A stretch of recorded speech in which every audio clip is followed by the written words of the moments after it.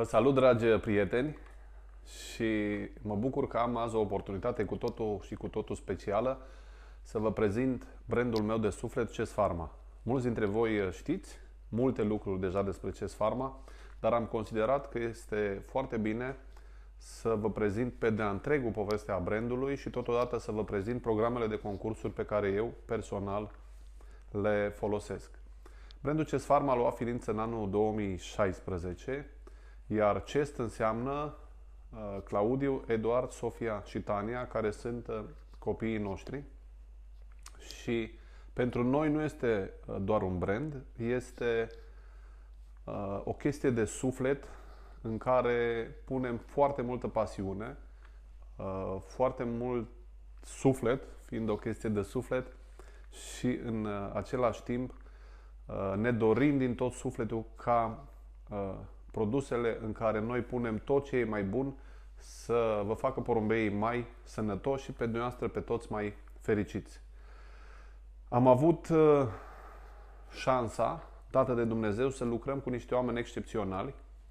În primul rând, soția mea, Mihaela, este cea care se ocupă de imaginea brandului, deci dacă vă plac ambalajele noastre, calitatea lor, acest lucru se datorează Mihaelei.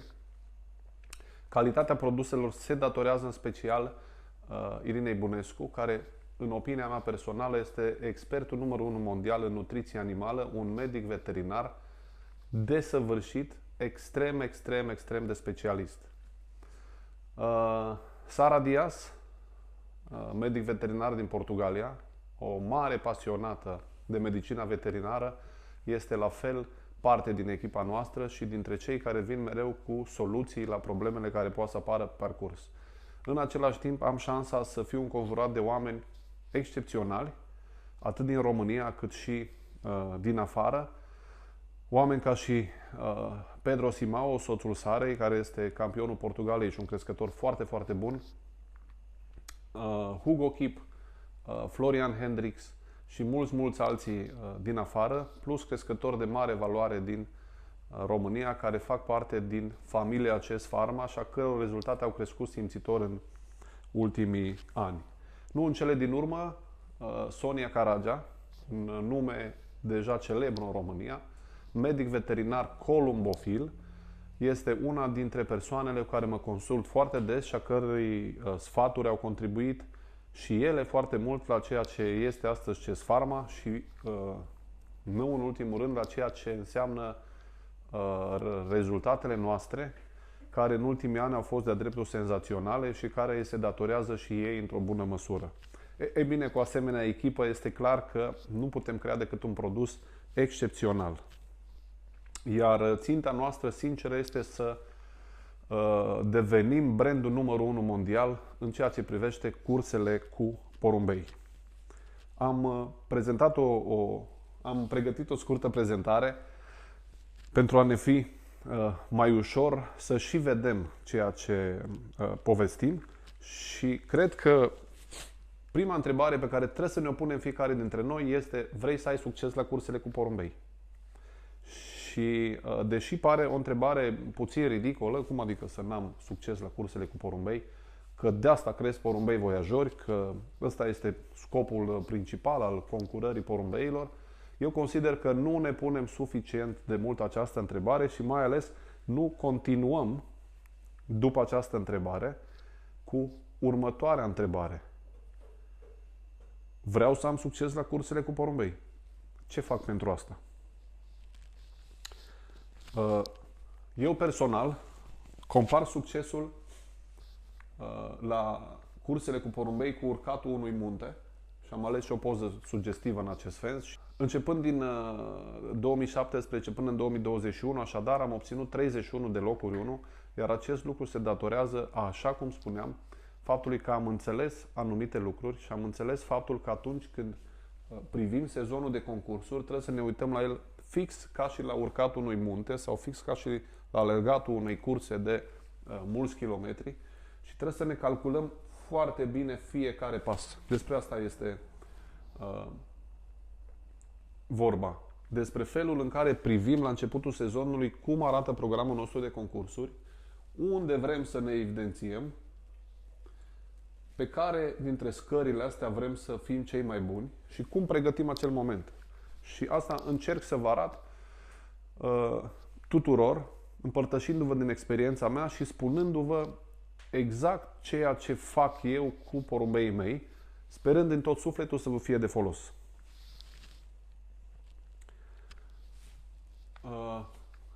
În anul 1911, doi aventurieri și echipele lor se pregăteau să cucerească Polul Sud. Erau anii în care exploratorii din toată lumea încercau să atingă borne nemai atinse până în acea vreme. Și cei doi se numesc Roald Amundsen și Robert Falcon Scott. Cei doi au pornit aproximativ deodată spre Polul Sud, doar că rezultatele lor au fost diametral opuse. Roald Amundsen s-a întors victorios, în timp ce Robert Falcon Scott a murit înghețat. Și vreau să vă spun istoria lor pentru a înțelege mai bine și apoi să o comparăm cu ceea ce se întâmplă în sportul nostru cu porumbei. Roald Amundsen s-a antrenat pentru acest moment încă din 1899 și atunci a mers până în Spania, aproximativ 2000 de mile din Norvegia, și putea să aleagă mai multe mijloace de transport ale vremii respective. În schimb, a ales să meargă cu bicicleta. Tocmai pentru a își întări corpul în condiții vitrege și în condiții deosebite, și astăzi e o provocare să mergi din Norvegia până în Spania cu bicicleta. Vă dați seama în urmă cu 110 ani cum era. În același timp, a petrecut timp cu eschimoșii, a mâncat carne de delfin crudă pentru a vedea reacția organismului la astfel de condiții vitrege, a învățat cum se folosesc câinii, a observat că eschimoșii nu se grăbesc niciodată, că mențin un ritm constant, a folosit hainele acestora pentru că a învățat de la ei că în condiții vitrege de ger este important ca hainele să nu fie strânse pe corp pentru a permite să elimine transpirația, și s-a pregătit timp de 10 ani de zile pentru un moment care știa că va veni și a venit în 1911 când a pornit, așa cum vă spun, spre Polul Nord. Robert Falcon Scott n-a făcut aproape nimic din aceste lucruri, a mizat pe ponei, în loc să mizeze pe câini care să-i tragă săniile, nerealizând faptul că poneii nu vor avea ce mânca. Și mai mult, Roald a fost isteț din punctul ăsta de vedere, pentru că s-a pregătit și a știut că va veni un moment în care va începe să sacrifice din câini pentru a le da hrană celorlalți. Și astfel ajută echipa să supraviețuiască. Roald Amundsen și-a luat 3 tone de provizii pentru 5 oameni, iar Robert Falcon Scott și-a luat o tonă pentru 17 oameni. Totodată, Robert Falcon Scott a mizat pe sănii motorizate, care apăruseră la vremea respectivă, rudimentare așa cum erau, dar care nu fuseseră experimentate în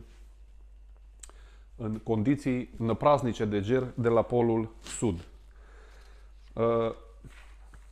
Amundsen a lăsat provizii la anumite depozite din loc în loc, pe care le-a marcat cu câte un steguleț, plus încă 20 de stegulețe negre pe o rază de 10 km, pentru că dacă s-ar fi rătăcit la drumul spre întoarcere, să reușească să vadă de la mai mare distanță zona în care și-au făcut depozitele de hrană, în timp ce Scott n-a făcut acest lucru, punând doar câte un steag la fiecare depozit de hrană. Adică lăsau din loc în loc, acoperite în zăpadă, hrană, pentru ca la întoarcere să reușească să aibă hrană, să supraviețuiască întoarcerii de la Polul Sud. Scott și-a luat cu el un termometru care s-a și stricat. Amundsen și-a luat 4. Pe 15 decembrie 1911, pe o zi frumoasă cu soare, Amundsen și echipa lui au înfipt steagul Norvegiei în centrul Polului Sud. Au dedicat acel loc regelui Norvegiei și imediat au trecut la treabă, au construit un cort, au început să organizeze pentru plecare și au lăsat în cort o scrisoare pentru Scott. Știau că Scott este în urma lor, în eventualitatea în care ei nu ar mai fi reușit să se întoarcă din nou pe continent, să supraviețuiască, să fie o dovadă că au ajuns primii la Polul Sud. N-aveau de unde să știe că Scott și echipa lui erau la 350 de mile distanță și trăgeau spre Polul Sud, singuri sănile după ei, pentru că porneii muriseră deja. După o lună, Scott a ajuns la Polul Sud și a găsit steagul norvegian împlantat în centrul Polului Sud. Afară erau minus 30 de grade și un vânt năpraznic din față pentru întoarcerea lor le biciuia fețele, condiții extreme în care ei, după ce ajunseseră pe locul 2, trebuiau să se întoarcă pentru a supraviețui de data asta. Asmussen a ajuns la bază pe 25 ianuarie, exact în ziua în care a prevăzut că se va întoarce, iar Scott s-a împotmolit la mijlocul lunii martie. După 8 luni de zile, un echipaj britanic l-a găsit pe Scott și încă 2 dintre colegii lui, din cei 17, înghețați într-un cort la 10 km de un loc unde își lăsaseră hrană pentru mâncare. Și acum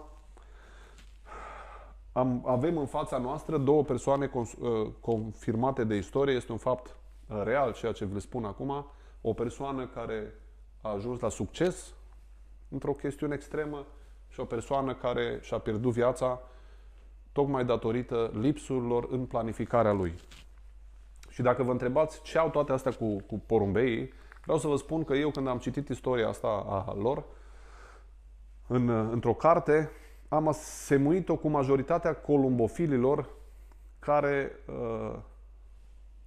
stau o iarnă întreagă și o primăvară întreagă visând la sezon fără să se pregătească de el.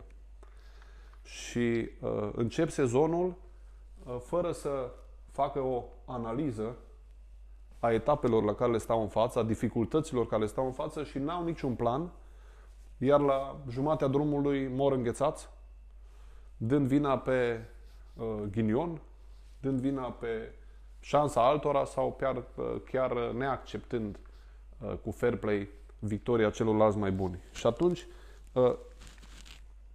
ce cred că trebuie să învățăm de aici este că avem nevoie de planuri pe termen lung și avem nevoie de un plan, de un program de management foarte bun pentru a ne pune în aplicare planurile. Pentru că mai este puțin până încep concursurile și nu vreau să abordez zona de pregătire de până acum, voi discuta puțin de zona de pregătire a concursurilor. Am pregătit un program de zbor împărțit în 3 categorii: curse săptămânale, curse la 2 săptămâni și curse la 3 săptămâni. Și după cum știm cu toții, orice program de concursuri începe cu prima săptămână. Este săptămâna în care majoritatea columbofililor fac greșeli fatale care afectează fundamental pentru sezonul care urmează. Ori antrenează porumbeii prea tare, cu o hrană puternică, cu suplimente din plin și îi aduc în formă mult prea repede, sau prind o vreme rea, porumbeii nefiind pregătiți, apar fisuri musculare care afectează pe termen lung, ori se declară maratoniști convinși și nu fac nimic la începutul sezonului, lasă lucrurile la voia întâmplării și porumbeii prind o cursă mai dificilă decât era estimat, au kilometri mai mulți de făcut, apar rupturi musculare și probleme care fac ca sezonul cu maturii să se sfârșească extrem de prost. Din punctul meu de vedere, prima săptămână de concurs și perioada pregătitoare este extrem de importantă. Trebuie să începem să antrenăm porumbeii progresiv. Trebuie să nu-i supraîncărcăm nici măcar cu suplimente sau cu medicamente. Trebuie să ne asigurăm că sunt sănătoși și să luăm cât se poate de light și să facem o intrare în formă ușoară acestora. O mâncare light, o super dietă este foarte bună până ne apropiem de 300 de kilometri. Ca să zic așa, foarte atenți la antrenamentele pe care le facem cu mașina, să fie făcute pe vreme bună, să nu uităm că migurile pe care noi sperăm să fie porumbeii noștri încă nu sunt pregătiți corespunzător. Și atunci trebuie să fim foarte atenți la zona asta. Din punctul meu de vedere, porumbeii sunt ca și un pahar cu apă. Mi-a plăcut foarte mult analogia asta. Trebuie să-l aduci plin la începutul sezonului și ulterior din el se consumă câte un pic și datoria ta ca și crescător este să-l umpli cât mai mult, ideal să-l aduci la full după fiecare etapă spre următoarea etapă. Dacă nu faci asta, paharul se tot golește până când ajunge gol și sezonul devine un eșec. Următoarea exemplificare este o perioadă de concursuri extrem de dificilă și mă refer aici la jucătorii care joacă săptămânal și avem concursuri de 5-600 de kilometri, concursuri care alternează cu concursuri de 3-400 de kilometri și este o perioadă cu adevărat solicitantă și o perioadă extrem de consumatoare de efort și aici trebuie să oferim porumbeilor noștri maximum din ceea ce putem pentru a-i ajuta să facă față unei perioade atât de stresante. În același timp, când discutăm de cursele lungi, acestea sunt din nou o adevărată provocare și aici, după cum știți, putem avea curse la 2 săptămâni sau putem avea curse la 3 săptămâni, curse mai scurte sau curse mai lungi și în funcție de distanța care ne așteaptă, în funcție de timpul pe care îl așteptăm pe zbor, dacă avem vânt în față, dacă avem căldură, dacă avem vânt în spate, contează. Toate aceste lucruri contează în felul în care pregătim porumbeii, iar recuperarea lor contează foarte mult în pregătirea etapei următoare, ca să zic așa. Un lucru de care trebuie să ținem cont este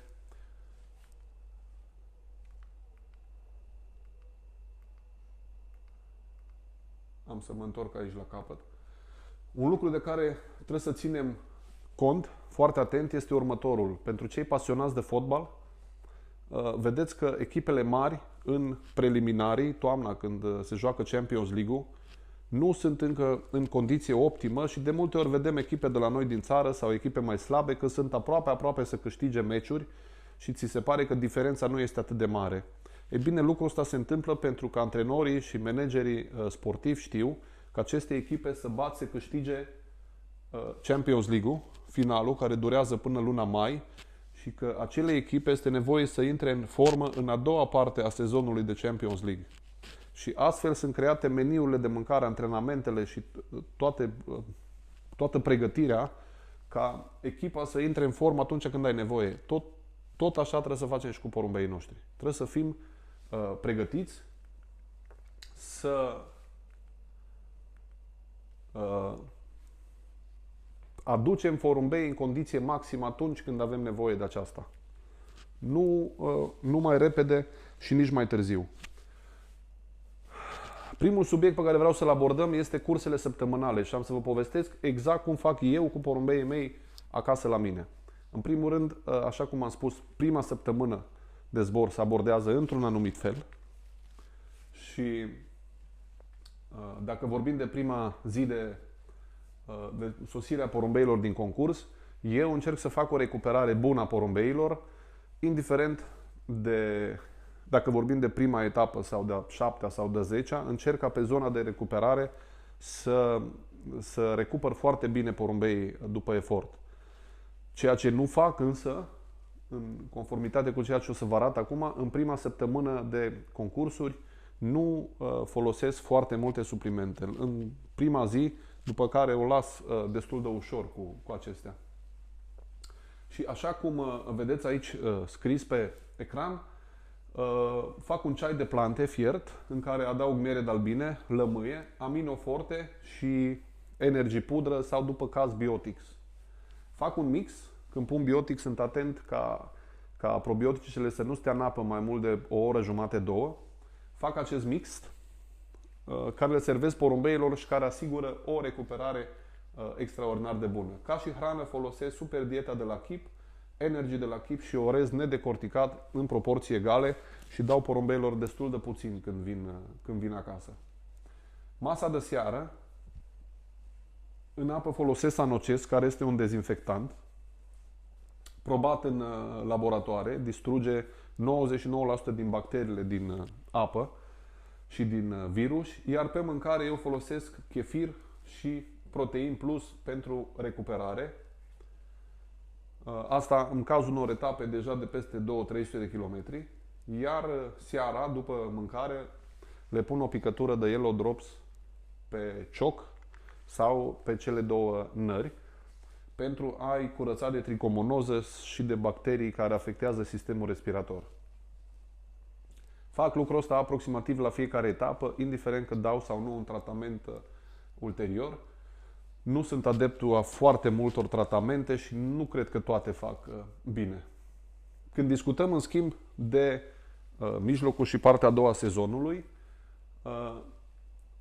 aproape în fiecare zi porumbeii mei primesc câte ceva și fac lucrul ăsta și vă rog să fiți foarte atenți aici. Fac lucrul ăsta în funcție de cum a fost etapa și în funcție de etapa pe care o pregătesc. Deci trebuie să avem un echilibru și tot ce vedeți aici trebuie să adaptați la acest lucru. În ziua următoare, în apă, le pun Sedo Plus. Este un produs energizant care ajută foarte mult ficatul. Are, printre altele, și extras de anghinare și de armurariu, exact. Foarte bune pentru ficat și pentru bilă. Iar, din nou, pe boabe, chefir cu protein plus în funcție de distanță. Dacă cursa a fost una mai grea, seara primesc din nou același lucru. Tot acest proces se desfășoară în funcție de felul în care văd eu că se recuperează porumbeii după zbor. Deci dacă am văzut că după prima masă porumbeii sunt super ok și sunt recuperați, nu mai dau. Începând din seara primei zile, porumbeii mei primesc super dieta tip KIP. Iar în ziua a treia intervin cu probiotice esențiale. În aproape toate produsele noastre pudră veți găsi probiotice, pentru că eu cred că sănătatea pleacă din intestin și forma pleacă tot de acolo, de la o sănătate foarte bună. Din nou Sanocest, dezinfectant de apă, și dacă consider că este necesar, le dau și seara Biotix. Nu exagerez și țin cont de un aspect. În fiecare săptămână să pot să mai pun ceva. Dacă în prima săptămână dai tot acest program și în a doua și în a treia, când porumbeii încep să obosească, când porumbeilor începe să le scadă condiția, nu mai e ce să adaugi în program. Foarte important, în ziua a patra, când concurăm în fiecare săptămână, este un concept nou pe care noi l-am adus pe piața columbofilă. Sanocest, dezinfectantul pentru apă, puteți să-l dați oricând. Pur și simplu știm că dăm o apă sănătoasă porumbeilor. Super dieta de la KIP, pe care pun Mor Activ, care este un cărbune activ, lichid. Cărbunele este un detoxifiant și este un produs natural care elimină toxinele din colonul porumbeilor, din intestinul porumbeilor. Și peste Mor Activ folosesc Detox Plus. Detox Plus este o combinație de argilă, scorțișoară și usturoi. La fel, argila este adictivă și extrage din intestin tot ceea ce înseamnă toxine, în timp ce usturoiul și scorțișoara sunt antibiotice naturale. Ce se întâmplă? Intestinul și a nostru, dar și a porumbeilor, se colmatează datorită toxinelor pe care le îngurgităm. Și în zona intestinală avem așa niște cilii, între care sunt bacteriile bune și gram pozitive și gram negative, și acolo se petrec toate reacțiile chimice care ajută intestinul să extragă din hrană nutrienții, să treacă prin perete intestinală, să ajungă în organism. Ei bine, când acești cili se colmatează cu toxine, absorpția intestinală scade și veți auzi de multe ori, și cred că ați auzit de multe ori, că, domnule, dau porumbeilor cea mai bună mâncare și porumbeii nu pun pe ei. Sau dau cea mai bună mâncare și nu se vede pe ei, nu are niciun efect la zbor și așa mai departe. O cauză foarte importantă este faptul că intestinul este colmatat și nu are cum să absoarbă nutrienții din cea mai bună mâncare pe care o dai porumbeilor. Și pentru aceasta, la mine este literă de lege să folosesc acești detoxifianți la mijlocul săptămânii. Încă o dată, în funcție de starea porumbeilor și în funcție de momentul sezonului. Dacă la început dau o singură masă, s-ar putea ca în partea a doua a sezonului să dau 2 mese.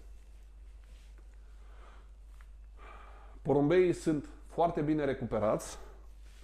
Am intervenit cu probiotice, mai ales dacă am dat vreun tratament și intestinal am crescut nivelul de bacterii bune. Am făcut o detoxifiere a intestinului și acum porumbeii sunt pregătiți de încărcarea de concurs. Aminoforte este un amestec de aminoacizi, de vitamina B, de electroliți, de carnitină, un amestec extrem de bun, un produs extrem de bun, folosit de foarte multă lume cu succes. Îl pun în apă în ziua 5-a și la curse de peste 400 de kilometri intervin cu Healthy Oil și cu Fly Power. După masa, pun în masă în apă Impact. Este un produs cu iod. Diferența între Impact și alte produse de pe piață este că acesta are și beuri care se potențează reciproc. Iodul cu beurile se potențează reciproc și au un efect mult mai bun și îl pun în apa de băut. Ca și hrană, deja din ziua 4-a, 50% chip cu 50% concurs. Deja trecem aici pe concurs, plus 3 grame de energy, chip concurs, plus 3 grame de energy, plus alune. Deja în ziua 5-a le dau alune. În ziua 6-a, top form, un energizant și un protector hepatic foarte important. Și obligatoriu le dau Healthy Oil cu Fly Power și acum o să vă descriu aceste două produse. Healthy Oil este un amestec de 9 uleiuri. Cel mai important component este uleiul de armurariu, care este un emulsificator, adică face uleiurile mai lichide. Și o componentă de 8 uleiuri care lucrează respiratoriu și intestinal. Găsiți compoziția în toate catalogele noastre. Este o compoziție excepțional de bună, mai ales în asociere cu Fly Power. Fly Power-ul este un condiționator care conține carbohidrați, vitamine, probiotice, MSM, o pleiadă foarte largă, minerale, care să crească condiția porumbelului. Și chiar o crește vizibil, dacă pot să zic așa. Foarte important de reținut, uleiul de armurariu, care este un emulsificator, fluidizează uleiurile și le face mult mai absorbabile pentru ficat. Pentru că marea problemă a uleiurilor și a hranei cu grăsimi este felul în care aceasta este absorbită de ficat. Și de multe ori, a simțit și voi acest lucru, când mănânci ceva gras, simți așa o durere la ficat și expresia generală este că mă doare ficatul cum am mâncat ceva greu. Ei bine, este momentul în care ficatul încearcă să absoarbă grăsimile și nutrienții și e un proces care de multe ori e dureros, ca să zic așa. Și atunci ce face uleiul de armurariu este că este un emulsificator care face uleiurile mai lichide și mai ușor de absorbit. Și acum am să vă spun un tips și un secret. Fly Power conține MSM. MSM este un antiinflamator natural. Asta înseamnă că porumbeii pot să zboare mai mult fără să simtă durerea musculară atât de puternic. Și mai mult decât atât, MSM-ul este un component care face membrana celulei ficatului mai permeabilă. Dacă ați înțeles ce a spus. Uleiul de armurariu face uleiurile mai fluide, iar MSM-ul face membrana celulei ficatului mai permeabilă. Astfel, absorpția este mult îmbunătățită. De-aia aceste produse sunt complementare și au un efect extraordinar de dat împreună. Impact, din nou, nu lipsește din apa de băut, crește condiția, nările se albesc, picioarele devin mai calde. Iar seara, o picătură de Yellow Drops pe cioc înainte de ziua îmbarcării. Dar, cum v-am spus, suntem foarte atenți la felul în care facem recuperarea. Dacă aici porumbeii sunt recuperați, da? Astea le putem scoate afară. Dacă intestinal, găinațul e bun și nu avem mari probleme, aici putem să scoatem afară. și să le adăugăm atunci când este nevoie. Doar peste 400 de kilometri recomand 2 mese, pentru că încărcăm porumbeii foarte puternic și vom avea nevoie pe ce evoluăm în perioada concursurilor să putem aduce surplus porumbeilor. În ziua îmbarcării dimineața, în prima apă, eu pun electrolit și cu Topform, energizant, protector hepatic, foarte bun pentru ficat și în același timp electrolitul de la CS Pharma are printre altele și bicarbonat de sodiu, care e un alcalinizator care reduce oboseala și febra musculară. Aici, în general, este o zonă în care dăm porumbeilor mâncare cu grăsimi. După cum vedeți, avem 3 grame de energy per porumbel deja și avem nevoie, bineînțeles, de un suport hepatic care să ajute ficatul în toate aceste procese de asimilare. Iar în ultima apă, cu 2-3 ore înainte de îmbarcare, arunc o mână, 2 de semințe mici, iar în apă pun Tricogo, un produs 100% natural, din extras de plante, care crește imunitatea și curăță foarte bine zona bucală a porumbelului de eventuale tricomonade sau eventual mucus. Și porumbelul pleacă curat la zbor. Acesta este un program pe care eu îl folosesc. În schimb, dacă ne raportăm la întreg sezonul de concursuri, cred că în totalitate îl dau la ultimele 2-3 etape. În rest, adaug treptat câte un produs și câte o masă în care introduc câte ceva.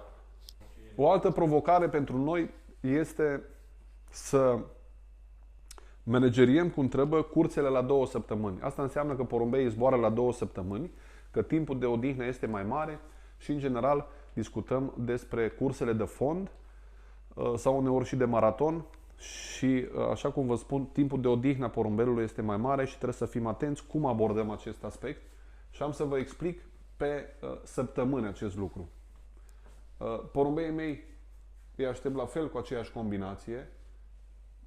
Intru cu Protein Plus și cu Sedo Plus pentru recuperare. Am ales Protein Plus pentru că are o concentrație proteică foarte bună, are probiotice, are MSM, care e un antiinflamator, adică porumbeii simt mai puțin durerea musculară după etapă și reușesc să se recupereze mai bine. Și are un lucru unic pe piață, are condroitină și glucozamină, care ajută zona de articulații. Când am avut primele discuții cu Irina despre un produs de recuperare și am povestit de faptul că porumbeii vin consumați și se consumă masă musculară în timpul arderilor și așa mai departe, ea mi-a spus, da, foarte importantă proteina pentru recuperare după efort, dar uitați un lucru, că porumbeii atunci când vâslesc, își folosesc nu doar mușchii, ci și articulațiile și oasele, de aceea vom crea un produs special care să ajute și recuperarea musculară, dar și recuperarea articulară, ca să pot să zic așa, și să repare articulațiile dacă acestea au fost afectate de efort. Și acesta este Protein Plus.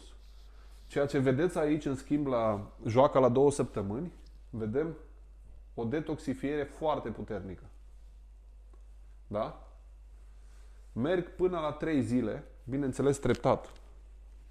Dar oricum, partea de detoxifiere o extind pentru că avem timp în cele 2 săptămâni și îmi place să curăț intestinul porumbelor foarte, foarte bine, cu atât mai mult cu cât în săptămâna următoare porumbeii trebuie să asimileze foarte, foarte bine hrana, grăsimile și suplimentele, grăsimile respectiv suplimentele pe care le dau. Următoarele zile porumbeii sunt pe curat, da? Uneori putem elimina și această zi, să ne ajungă 2 zile de detoxifiere. Deci discutăm de un program în care porumbeii primesc destul de multe zile apă curată și mâncare curată și ne revenim la perioada de pregătire, care este mult mai extinsă decât la cursele de 3, 4, 500 de kilometri. Topformul este administrat împreună cu Aminoforte. Despre Healthy Oil și Fly Power v-am povestit. Alune porumbeii primesc deja 4 zile în cazul meu. Energy de la Keep, când spun Energy de la Keep, spun o combinație de 50% cânepă, 30% floarea soarelui decorticată, 10% șofrănel și 10% rapiță. Asta este rețeta de Energy pe care eu o folosesc. Și când citiți aici 3 grame de Energy, asta primesc porumbeii. Și foarte important, dacă vorbeam de hrană, vedem aici aceeași combinație, 33%, după care porumbeii trec pe dietă. Toate aceste zile le dau super dietă. Da? Super diet. În ziua 9 și a 10-a, porumbeii primesc un mix de super diet cu concurs în proporții egale, după care începem să-i pregătim treptat de concurs. De ce folosesc acest program? Pentru că ani de zile am tot căutat, n-am reușit să descoper singur nimic. Este un program care l-am primit de la Hugo Keep în 2006, toamna. L-am folosit în 2008 și în 2012 cu rezultate foarte bune, dar mereu și mereu m-am întors la marketingul comercianților și am zis că o să găsesc ceva mai bun. Din 2017 am luat acest program și mi l-am pus pe peretele cămării cu mâncare, pentru că e foarte simplu, nu trebuie să fii nici foarte deștept. 15 grame înseamnă o lingură cu vârf și seara este mâncare la discreție. Dăm 3 zile de impact pentru a crește condiția porumbeilor foarte mult. Tot 3 zile top form cu aminoforte și tot 3 zile, deși la primele etape am putea folosi 2 zile, 3 zile pe final de sezon când vrem ca porumbeii să devină turboreactoare, ca să zic așa. În ziua îmbarcării, aici dăm doar dimineața tricogo, în rest, mâncare, apă la discreție și nu uităm de picătura de Yellow Drops pe cioc. Foarte importantă pentru dezinfecția bucală, dezinfecția nasului. Mie mi-a prins extraordinar de bine acest produs. Cam așa arată un program la 2 săptămâni, când porumbeii stau o săptămână acasă. Și mai avem curse la 3 săptămâni. Asta înseamnă că ai jucăm maraton, concursuri lungi, de obicei concursuri grele, când porumbeii vin de la concursuri foarte, foarte obosiți, când trebuie să fim foarte atenți pe zona de recuperare și să pregătim porumbeii corespunzător pentru a avea resurse să parcurgă 8, 900, 1000 de kilometri, 1100, 1200 de kilometri. Sunt concursurile cele mai consumatoare, cele mai provocatoare și pentru mulți dintre noi cele mai frumoase. Am trecut în zona asta cu ceai de plante, miere de albine, lămâie, aminoforte și Energy, sau după cum am spus, Biotics. O picătură de Yellow Drops pe cioc, aici sau aici, în funcție de când vin porumbeii. În următoarea zi, pentru că aici, de regulă, porumbeii vin și a doua zi, folosesc fix același amestec de recuperare energetică. E un mix cu foarte, foarte mulți carbohidrați care face ca porumbelul la o jumătate de oră după ce a venit să fie viu. Și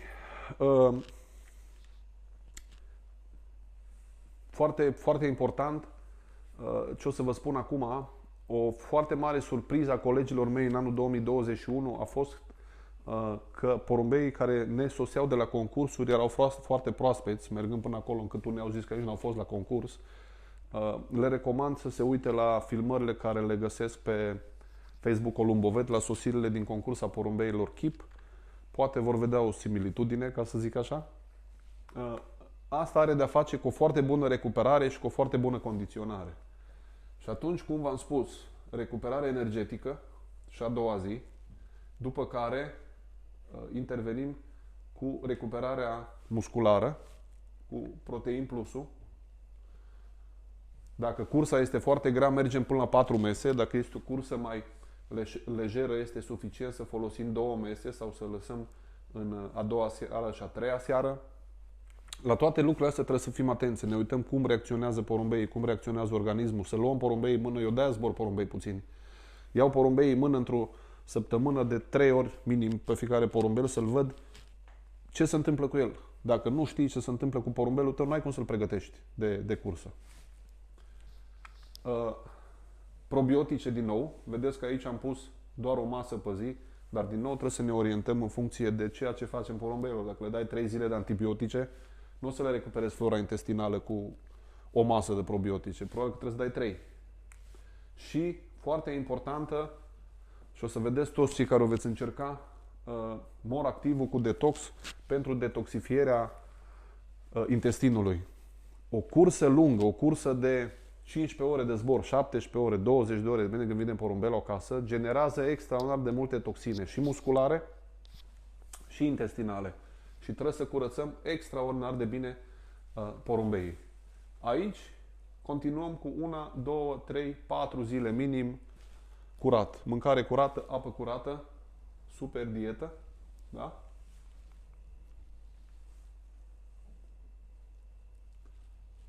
Scuze.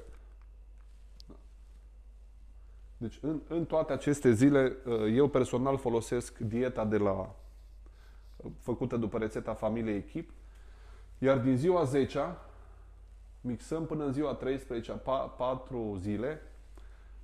Eu mixez Chip dietă cu Chip concurs. Bineînțeles că și aici totul e flexibil, nu-i matematică. Asta ar trebui să înțeleagă toți cei care cred că au nevoie de un pic de ajutor. Nu e matematică. Trebuie să vezi porumbelul cum este și cum se simte. Dacă el zboară foarte bine cu dietă, nu trebuie să-i bagi concurs. Poți să-i bagi în ziua 15, în ziua 11, în ziua 12. Trebuie să simți porumbeii. În ziua 14, în schimb, începem fix pe același sistem, marea pregătire pentru următoarea cursă de maraton. Da? Și avem din nou 4 zile în care dăm porumbeilor aminoacizi, în care dăm porumbeilor electroliți, în care dăm suport hepatic, energizant, healthy oil, grăsimi prin alune, grăsimi prin mâncarea tip energy, condiționatorul Fly Power, foarte bun și foarte important, v-am descris anterior de ce este atât de bun, și un produs care accelerează metabolismul extraordinar de mult. Geana devine mai albă, nările devin mai albe, porumbeii zboară mai bine, trebuie să înceapă să zboare în forță porumbeii când îi lași afară. Și după cum vedeți, în ziua 18 și în ziua 19, eu personal prefer să nu dau porumbeilor în afară de Tricogot dimineața, care e un produs 100% natural. Prefer să nu dau altceva porumbeilor, iar în ziua îmbarcării Yellow Drops pe cioc sau chiar în ziua îmbarcării câteodată, acum în funcție de programul pe care l-am. Aici, la fel, 15 grame de mâncare de concurs cu 3 grame energy cu 4 alune, iar seara, pe săturate mâncare de concurs, după ce se satură mâncare de concurs, le dau cam 3 grame pe porumbel de energy. Asta înseamnă că la 5 porumbei pun o lingură cu vârf de supă și 4-6 alune pe porumbel, în timp ce în ultima zi porumbeii pot să primească la discreție tot ce vor. Cu un astfel de program și cu un crescător suficient de bine informat și un crescător care își ia porumbelul în mână și vede ce se întâmplă cu el, vede la sosire cât e de vânătă pielea, vede în cât timp porumbelul s-a detoxifiat, vede pe găinaț, de exemplu, ce se întâmplă în organismul porumbelului și vede când începe perioada de creștere a porumbelului, vede evoluția lui, felul în care zboară în jurul crescătoriei, felul în care el începe să se umfle, pentru că porumbeii trebuie să se umfle ca și un balon și să piardă în greutate, ca să zic așa. Îi devin mai ușor și sunt ca și un balon. Ăla e porumbelul pregătit de concurs. Porumbelul care poți să câștigi concursuri. După care intervine motivația. Dacă e la cuib sau dacă e văduv, cum știi să-l motivezi ca să tragă mai tare? Dar degeaba motivezi un porumbel care nu este pregătit, pentru că o să-și pățească ca și scot și o să-l găsești înghețat undeva pe drumul spre întoarcere, ca să zic așa. Acestea sunt programele pe care eu le folosesc. Am încercat să vi le descriu cât mai în detaliu, plecând de la hrană și de la suplimente, de ce dăm fiecare produs. Foarte, foarte important să înțelegem de ce dăm ceea ce dăm și de ce facem ceea ce facem. Și foarte, foarte important să înțelegem că nu punem totul de la început. La fiecare etapă de concurs trebuie să fim capabili să ne facem un plan în care la fiecare etapă să mai adăugăm ceva. Da? Dacă la primul maraton scoatem ziua 14-a, complet și facem o pregătire de 3 zile. Da? La al doilea introducem doar top formul, la al treilea introducem și healthy oil-ul. E doar un exemplu. La absolut fiecare etapă, eu personal mă străduiesc să adaug ceva porumbeilor.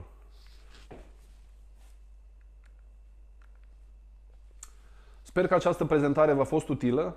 Sper că aceste sfaturi îi vor lumina pe mulți, vor înțelege aspectele metabolice ale porumbelului și prin ceea ce vor face și prin analiza pe care poate să-și o facă singuri, vor reuși să-și crească performanțele și să se bucure și mai mult de pasiunea lor. Nu uitați sfaturile mele, nu creșteți mulți porumbei, mai mulți decât vă puteți permite financiar. Faceți în așa fel încât măcar o dată pe săptămână, dacă nu de 2 ori, fiecare porumbel la rută de zbor să-l luați în mână și să îl vedeți cum evoluează. Fiți foarte atenți și un lucru pe care l-am învățat de la un campion în urmă cu mai bine de 10 ani, l-am aflat și l-am înțeles mai târziu, urmăriți porumbeii pentru că ei vă spun de ceea ce au nevoie. Ei vă spun când au nevoie de semințe mici, vă spun când au nevoie de semințe mari. Pot să vă spun doar atât că la ultimele 2 curse de maraton, pot să vă spun și acum câte alune a mâncat în ultimele 2 zile campioana care a câștigat Stendalul sau câte alune a mâncat înainte de Berlin fiecare din porumbeii pe care i-am pregătit în ultimele 2 zile și când a început să caute semințe mici, când s-a săturat de semințe mari. Pentru că toate aceste lucruri îți povestesc despre forma porumbeilor. Porumbelul la începutul săptămânii mănâncă semințele mari, pe măsură ce se recuperează, începe să caute semințele mici energizante.